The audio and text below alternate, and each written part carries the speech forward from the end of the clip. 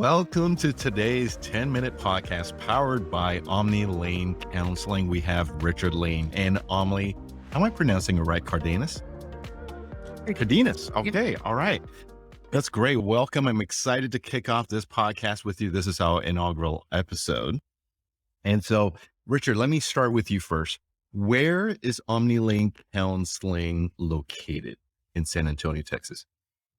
OMNI Layne Counseling is located in the great city of San Antonio, Texas. Woo-hoo. We are at 3740 Colony Drive, Suite 122, San Antonio, Texas, 78230. Okay, perfect.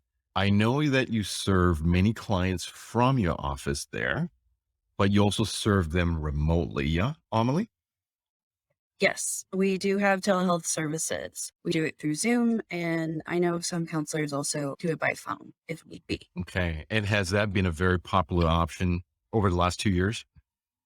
Yes, with COVID and working from home, everyone is finding ways to lessen their load, Mm, especially with a busy schedule. So being able to hop on a computer and not leave your home is a very big perk to telehealth. that's right.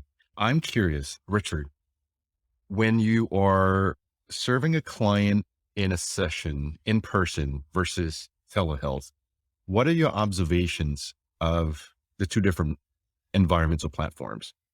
Does it translate well? Are clients excited about? No, I really think it translates well. This is a big debate amongst counselors. Some like it, some don't. Mostly you hear people really like telehealth. Mhm. But the only difference is right now, you can usually only see from here up.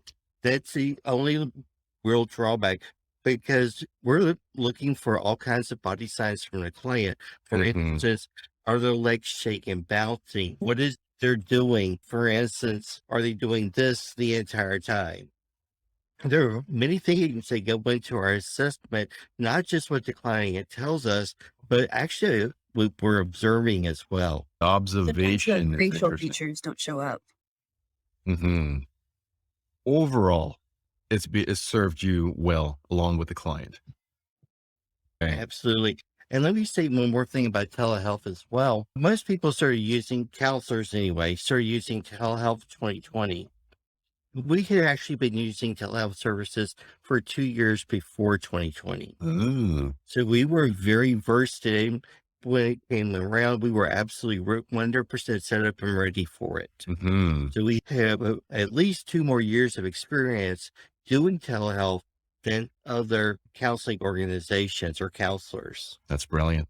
Would you share with me the range of services that OMNI Layne offers and what seems to be a focus since the beginning of the year? With everything going on with COVID, a lot of the clients I see are children and they're transitioning back to in-person school. And it's Yes. very different. Clients that started kindergarten during COVID don't know exactly what school is supposed to look like, Okay. as well as adults that are going back to work physically in person. That is those life transitions that were very unexpected for everyone is a big one that I've seen a lot. And of course, we're going to have our ADHD or depression or anxiety, but the isolation and transitions have been the biggest ones we've seen in terms of clients looking for services. As Mhm. far as client populations are concerned, we serve anywhere from usually 3 years old to Mhm. 200 years old, actually. Mhm. We see Medicare clients. We have people who can see Medicaid clients, regular insurance. We have a wide range here. We can see people with trauma issues. We can see people with depression issues, anxiety issues, panic attack issues. We can see people with specialty issues sometimes, for example, autism. Mhm. We can do as well. And I believe if I'm not mistaken, you have certification to do dialectical behavior therapy, correct? Yes. Yes. Yeah, I do. It's a little bit more specific and a little bit more structured in terms of, I think it's a little bit more strict because in order for things to go in the path that the theory is working with, you have to really be committed to it. Okay. And both the therapist and the counselee need to be very structured Mm-hmm. Yes. during the sessions, during the homework, everything else. Molly, can you unpack that for me? Tell me the theory again. What's the therapy type that you're referring to? So it's dialectical behavioral therapy. DBT is looking for skills like mindfulness, emotional regulation, as well as those coping skills. And in the whole session, not only are you putting coping skills to the behavior, but you're also looking at this behavior. What skill can we use?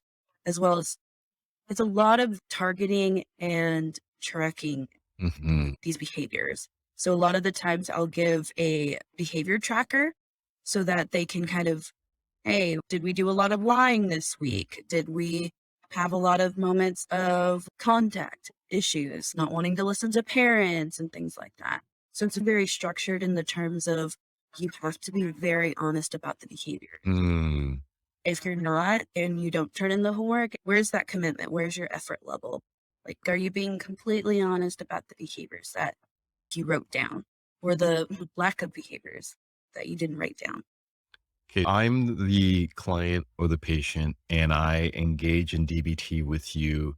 And I'm wondering why this therapy type may be over another. Let's say talk therapy. For starters, not only are you going to be able to identify what's going on, for a lot of kids, what was the behavior or what was that feeling that was happening when you did this? And a lot of the times kids are like, oh, I don't know.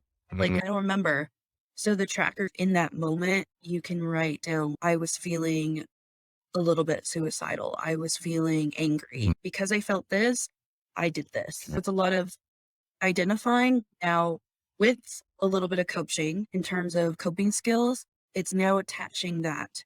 So it makes that connection of when this happens, I need to do this in order to emotionally regulate.